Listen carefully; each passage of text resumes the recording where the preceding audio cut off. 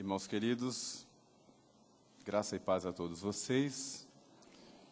Vamos abrir a palavra de Deus para a meditação desta manhã, em Mateus capítulo 26. E eu vou ler do verso 26 ao verso 30.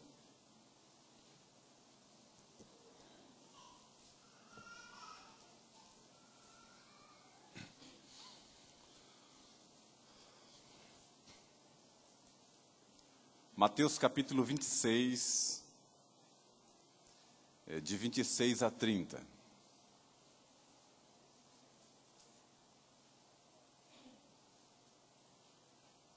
Enquanto comiam, tomou Jesus um pão e, abençoando-o, o partiu e o deu aos discípulos, dizendo: Tomai, comei. Isto é o meu corpo. A seguir, tomou um cálice e, tendo dado graças, o deu aos discípulos, dizendo: Bebei dele todos. Porque isto é o meu sangue, o sangue da nova aliança, derramado em favor de muitos para a remissão de pecados. E digo-vos que desta hora em diante não beberei deste fruto da videira, até aquele dia em que eu hei de beber novo convosco no reino de meu Pai. E tendo cantado um hino, saíram para o Monte das Oliveiras. Até aqui. Que o Senhor nos abençoe com a sua palavra. Amém.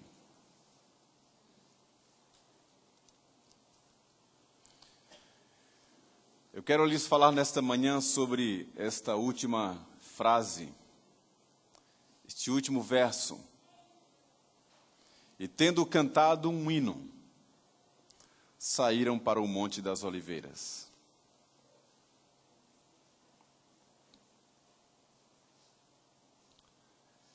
O cantar este hino está dentro desse contexto de sair para o Monte das Oliveiras. Não era um momento qualquer.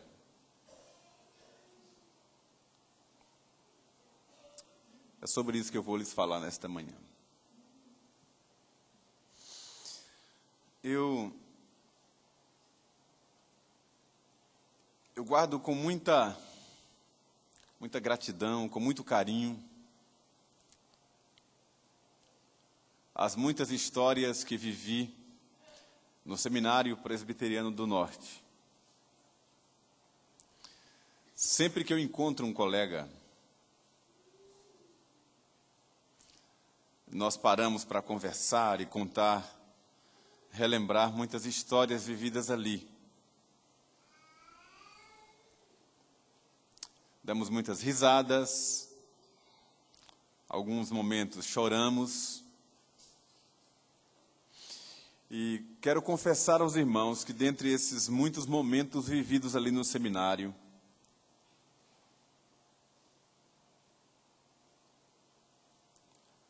uns dos que mais me marcaram foram os momentos de louvor na capela do Seminário do Norte. É uma capela pequena, éramos cerca de 100 seminaristas, a capela ficava lotada, tinha uma acústica muito boa, não se usava microfone. E aquela experiência de cantar, todo mundo com aquela voz bem forte, entoada, eu nunca vou esquecer. Coisa bonita.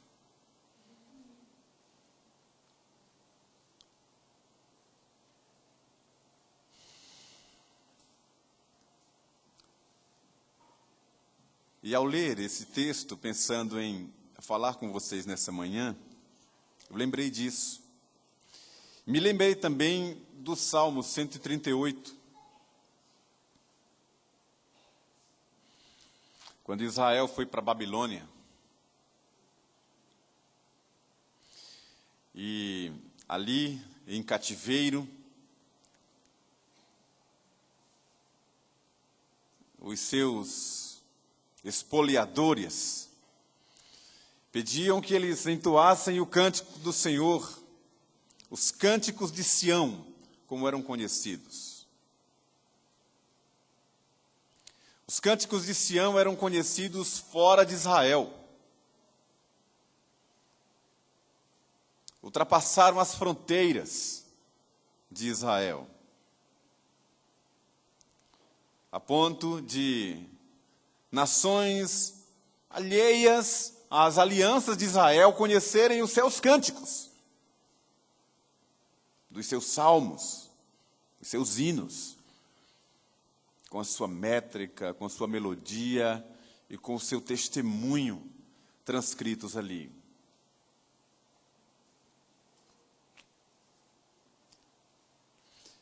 Nós não sabemos, ninguém sabe que hino foi esse que Jesus cantou. Ninguém sabe. Como eu gostaria de saber.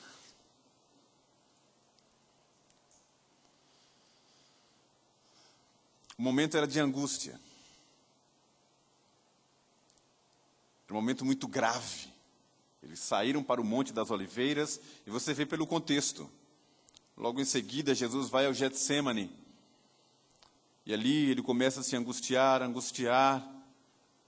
e gemer, chorar, sofrer em oração, pedindo ao Pai que, se possível, passasse aquele cálice. E do Getsêmani, Jesus sai preso, é julgado e vai para o Gólgota, onde é morto. O contexto é esse. E naquele momento grave, depois de cear com os discípulos, antes de sair para o Monte das Oliveiras, Jesus canta um hino.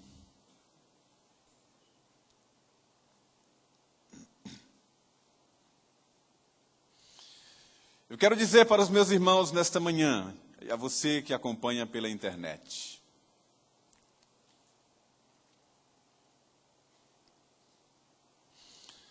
o que nós cantamos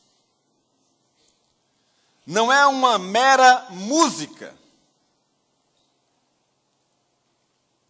O que a igreja canta não é o exercício de uma bela melodia.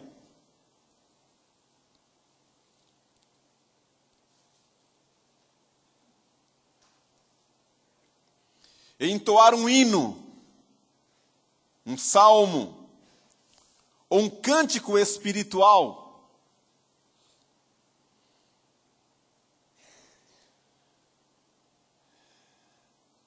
é revelar ao mundo o que cremos.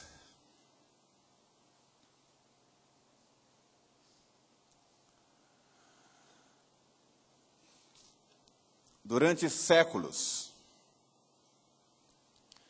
a igreja cristã, evangélica, tem se valido desse instrumento para sua edificação e para o seu testemunho.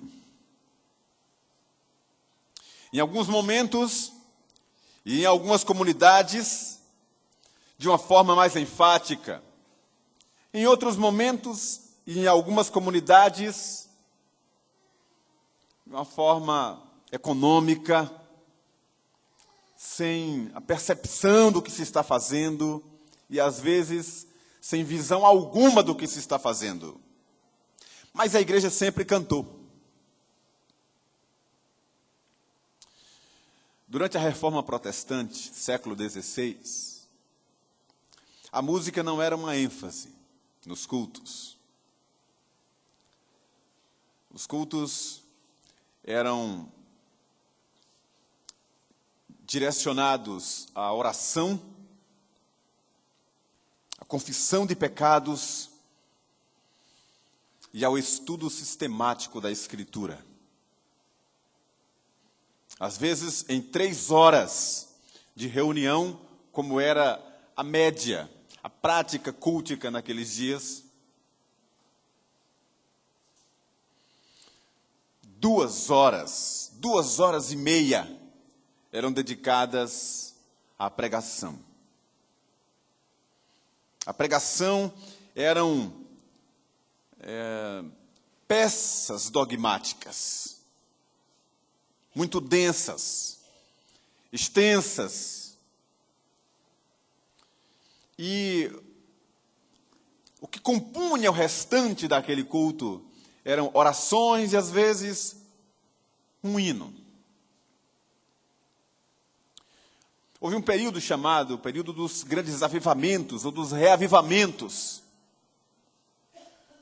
Mesmo nesse período, a música não era o carro-chefe, a ênfase, não ocupava grande parte do culto, mas sempre esteve presente no culto cristão, nunca deixou de existir.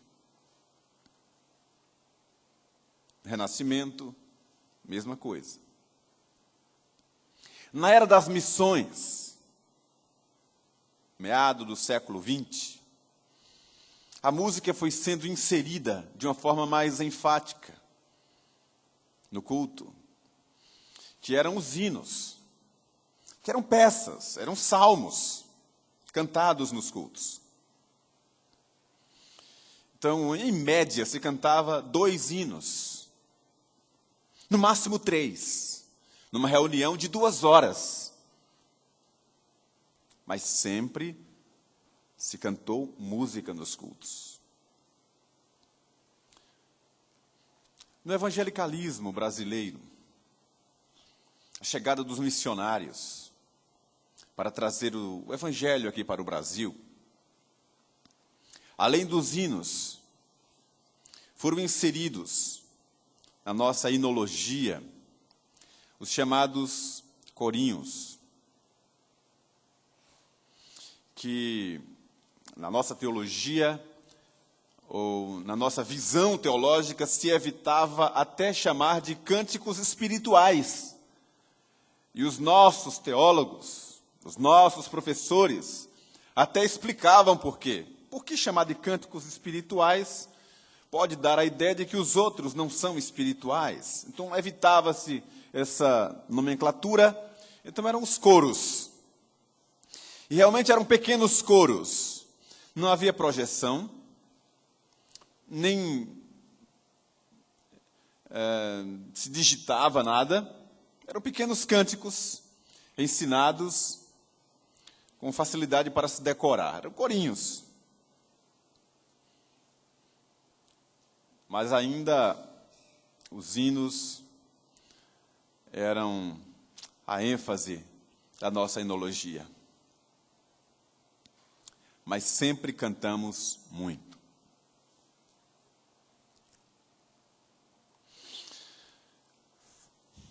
Anos 70.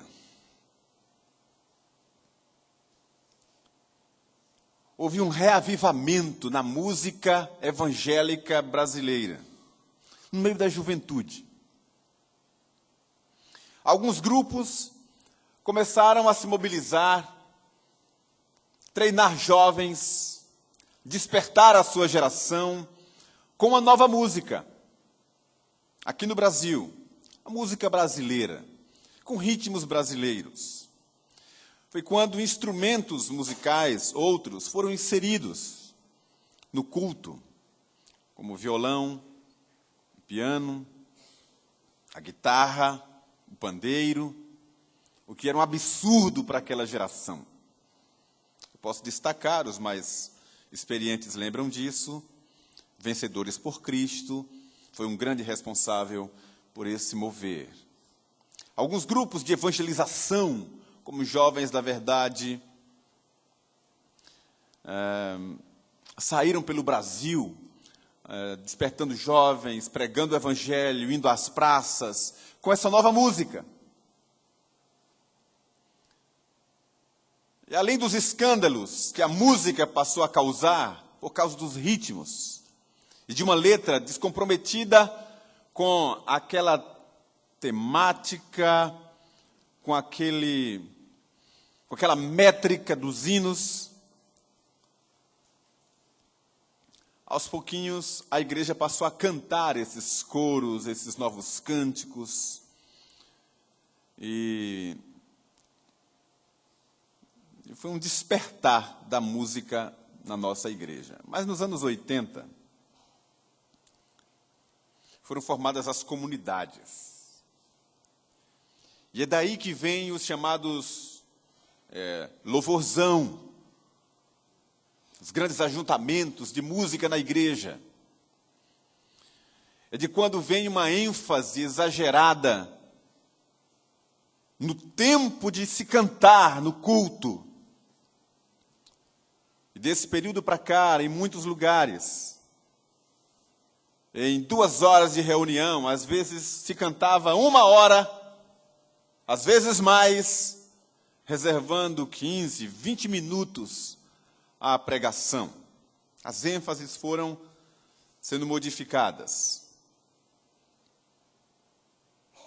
E nesse movimento pendular de vai, vem, puxa para cá, puxa para lá, com medo dos exageros, aí um grupo vai para um outro extremo.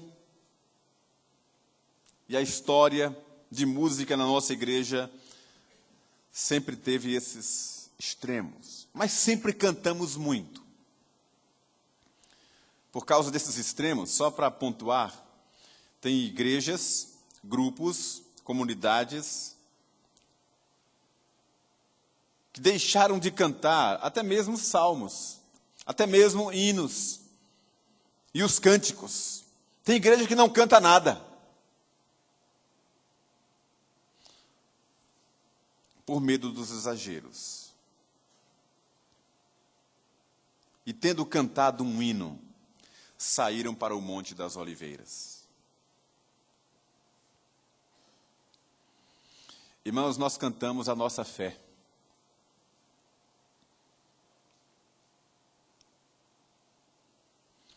O que a igreja canta é o testemunho daquilo que crê.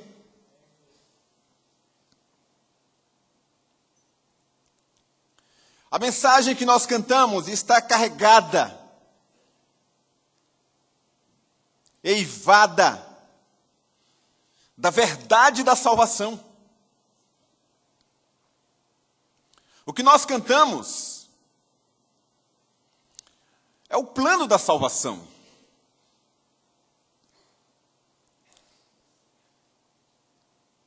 São os valores do reino de Deus.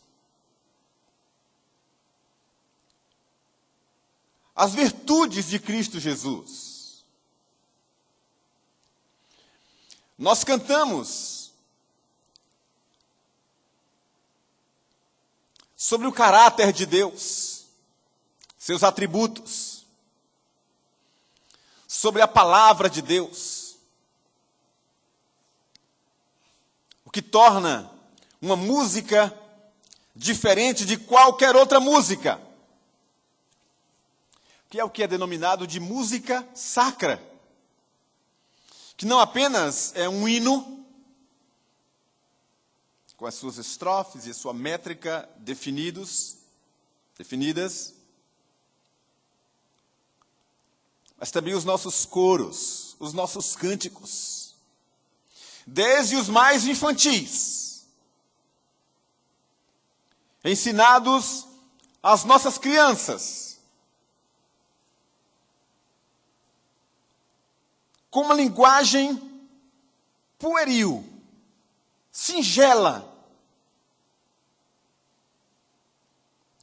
mas recheada de verdade espiritual. Eu lembro que eu aprendi no jardim de infância, Cordeirinhos de Cristo, a cantar verdades em frases tão singelas. E ao cantar, ali estava o testemunho da verdade. Mensagens como: eu vou crescer para o meu Jesus. E quando eu estiver desse tamanho assim, eu quero trabalhar para o meu Senhor sem fim. Lembram disso?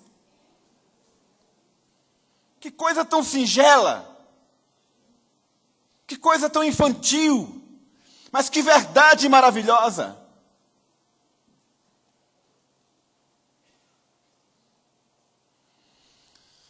Aprendi e cantei sem constrangimento algum. Sou uma florzinha de Jesus.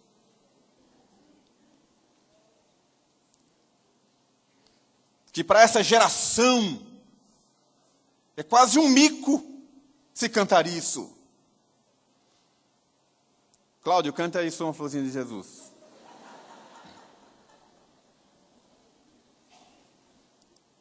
Verdades espirituais. Cantamos, qualquer um aqui sabe, qualquer um dos mais antigos. Veja que coisa mais singela, mais fé, amor, mais amor. Quem não tem, peça ao Salvador, pois sem fé, sem amor, não pode agradar ao Senhor.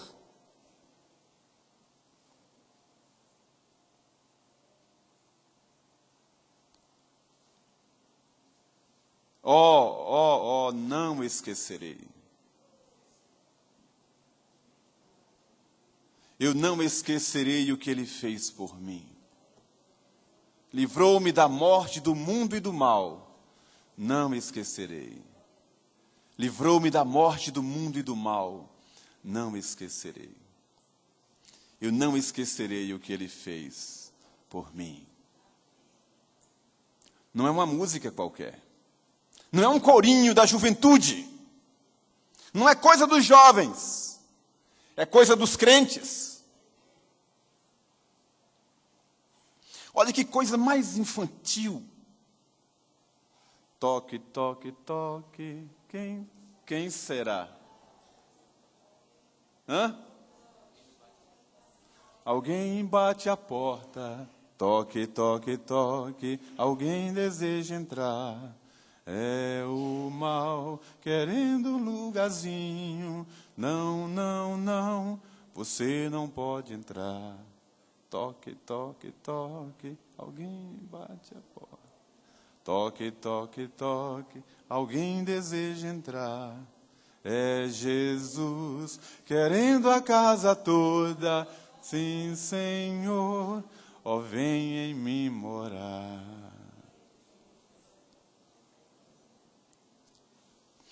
Quantas pessoas foram edificadas, tocadas, visitadas pelo Senhor por uma canção dessa?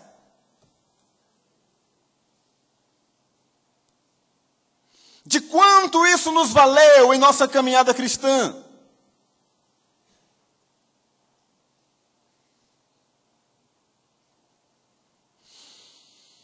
Canta comigo. Satisfação é ter a Cristo, não há melhor.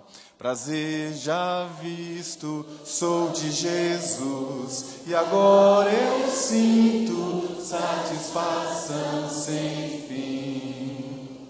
Satisfação é não ter medo, pois meu Jesus virá bem cedo, logo em glória eu hei de vê-lo, satisfação sem fim. Sim, paz real, sim, gozo na aflição, achei o segredo, é Cristo no coração, aleluia, satisfação é nova vida, em alegria, sempre cantando, a melodia, satisfação sem fim.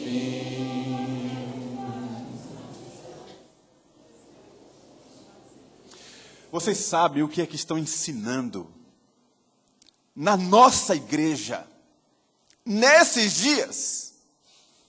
Pasmem. Estão ensinando que Deus não pode salvar ninguém ao ouvir uma música evangélica.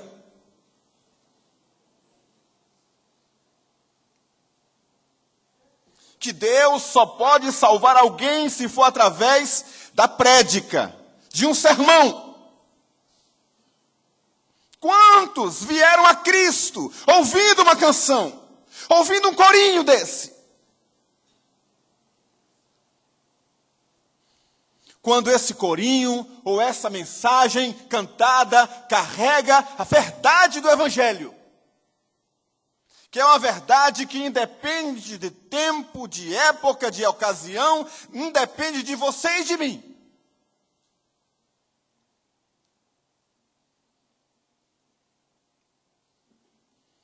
É por isso que eu insisto, quando a igreja canta, não tem o direito de cantar a meia boca, indiferente, de qualquer jeito, sem envolvimento, sem meditar, sem saber o que está fazendo, porque nós cantamos a nossa fé. Nós estamos, através da música, proclamando as virtudes daquele que nos chamou das trevas para a luz. Então, se é um salmo, vamos cantar com entusiasmo, com vigor, com verdade. Se é um hino, vamos cantar com vigor. Se é um corinho, como é chamado, vamos cantar com todo entusiasmo.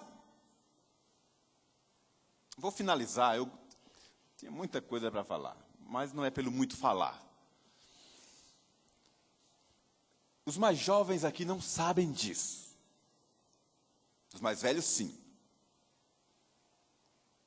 Não faz muito tempo, a nossa igreja e muitas outras reservavam os cânticos aos jovens. E então acontecia mais ou menos assim. Veja se eu estou falando certo.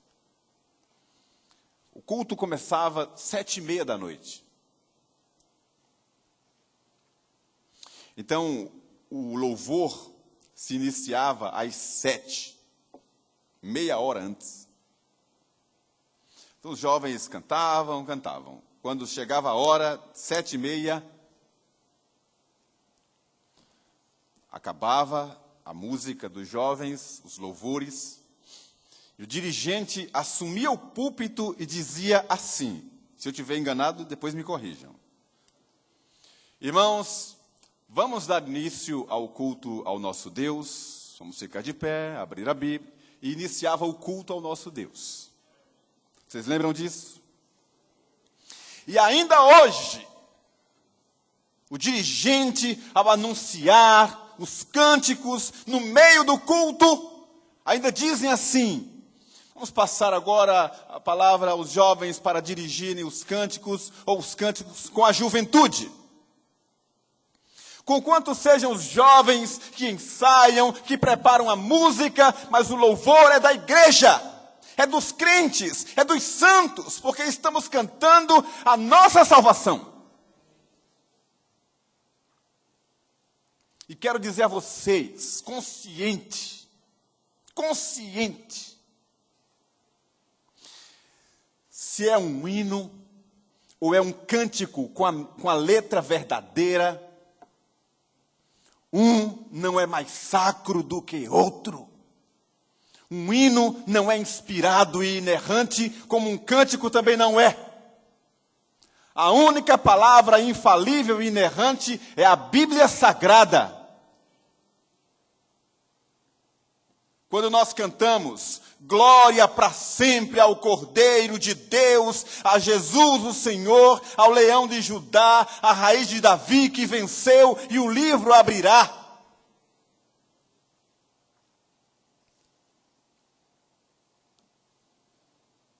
O céu, a terra e o mar e tudo que neles há o adorarão e proclamarão que Jesus Cristo é o Senhor.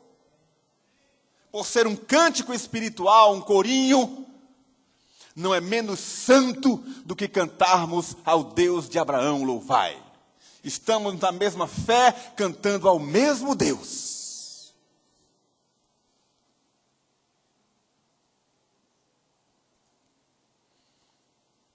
Jesus valorizou a música, cantando um hino, antes de sair para o seu sofrimento. Portanto, eu conclamo mais uma vez e sempre o povo de Deus a entender o que é que estamos fazendo aqui. Quando nós lemos a Escritura, nós estamos lendo não um livro, nós estamos lendo a Sagrada Escritura, a Palavra de Deus. Não pode ser lida como se lê um livro qualquer. Deve ser lida com temor, com entusiasmo, porque é a boca de Deus falando aos homens. Quando nós nos pomos a orar, não pode ser de qualquer maneira, porque nós estamos diante do trono, falando com o autor da vida. Tem que ser com reverência, com piedade e temor. Quando ouvimos a pregação do Evangelho, não estamos ouvindo um discurso, nós estamos ouvindo a profecia, a palavra de Deus falando conosco. Não podemos ficar indiferentes, dispersivos, conversando ou fazendo qualquer outra coisa. É um momento solene, sagrado, de as ovelhas ouvirem a voz de Jesus. Inclusive o pregador, que é ovelha também. E quando cantamos, temos que ter a consciência de que estamos proclamando as verdades da nossa fé. Que o Espírito Eterno abençoe o seu povo nesta manhã.